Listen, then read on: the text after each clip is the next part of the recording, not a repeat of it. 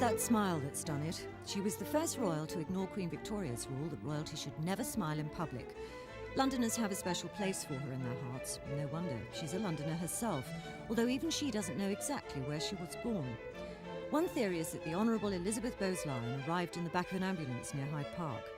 As a child, a gypsy read her palm and said she'd grow up to be a queen. "Isn't it silly," she said. "Who wants to be queen anyway?" It seemed an unlikely prediction, but it came true following the death of King George and the abdication of Edward VIII. Suddenly, Prince Albert, second in line to the throne, was King George VI. Elizabeth, his wife, was Queen Consort and the last Empress of India. With it came a change of address from 145 Piccadilly to Buckingham Palace. Then came the war. Hitler described her as the most dangerous woman in Europe because of her gift for lifting people's morale. During the Blitz, she and the King often picked their way through the debris, talking to people who'd lost family, home, or possessions.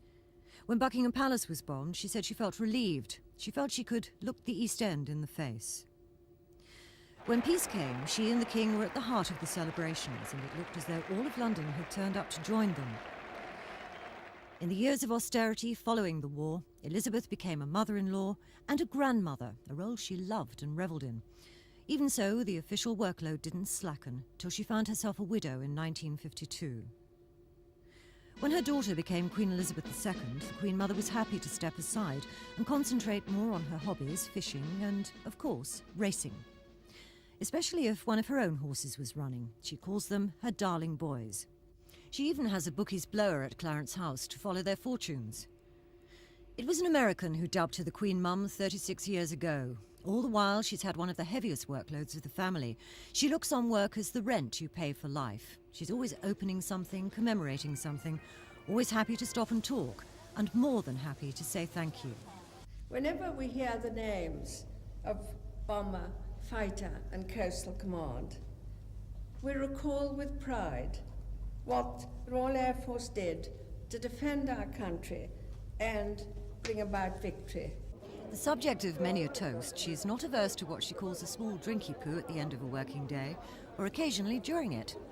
But the best pick-me-up is the annual serenade from London children who gather at Clarence House.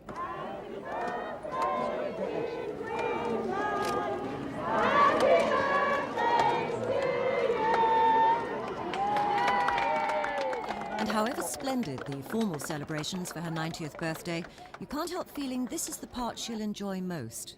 You can tell by that smile. Trisha Ingram's Thames News.